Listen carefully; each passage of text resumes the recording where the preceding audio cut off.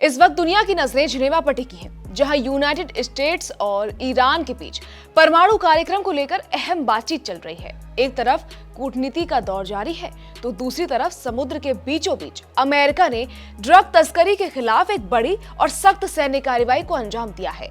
ये कार्रवाई प्रशांत महासागर और कैरेबियन सागर में की गई, जहां अमेरिकी सेना ने 3 संदिग्ध नावों पर मिसाइल हमले किए।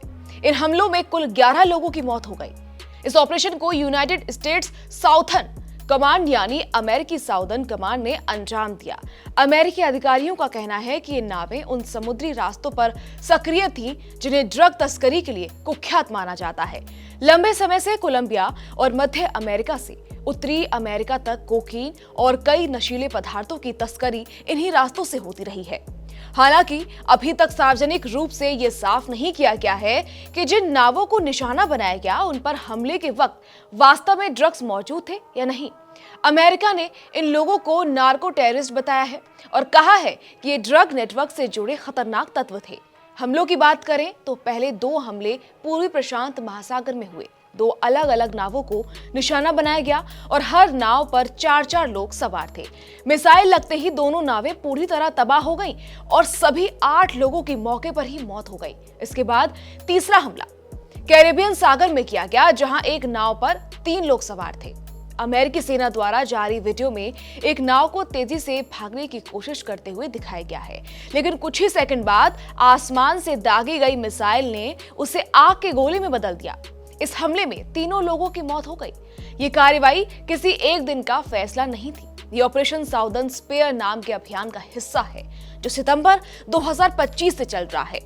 रिपोर्ट्स के मुताबिक पिछले कुछ महीनों में इस अभियान के दौरान 140 से ज्यादा संदिग्ध तस्कर मारे जा चुके हैं और कई नावें और छोटे जहाज तबाह किए गए हैं। अमेरिका का दावा है कि इस अभियान से ड्रग सप्लाई चेन को बड़ा झटका लगा है और समुद्री तस्करी नेटवर्क कमजोर हुआ है। अब सवाल उठता है कि अमेरिका इतनी सख्ती क्यों बरत रहा है। दरअसल डोनाल्ड ट्रंप के कार्यकाल के दौरान ड्रग तस्करी के खिलाफ जीरो टॉलरेंस नीति पर जोर दिया गया था और मौजूदा अभियान उसी कड़े रुख को आगे बढ़ाता हुआ माना जा रहा है।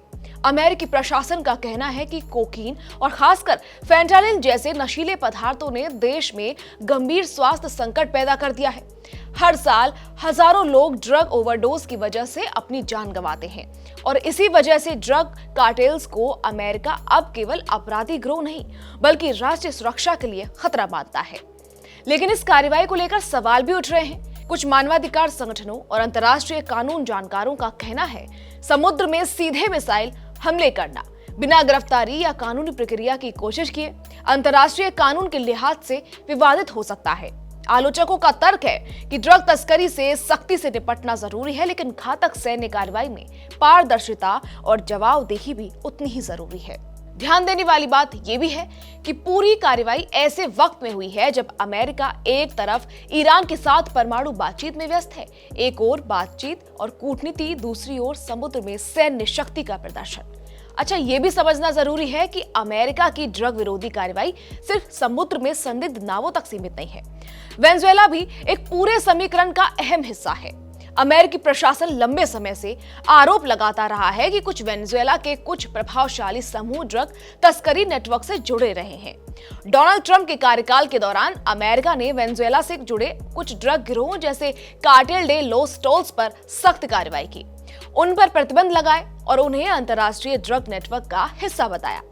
अमेरिका ने कैरेबियन क्षेत्र में अपने नौसैनिक जहाज और निगरानी तंत्र भी बढ़ाया ताकि वेनेजुएला के रास्ते होने वाले संभावित ड्रग शिपमेंट्स को रोका जा सके।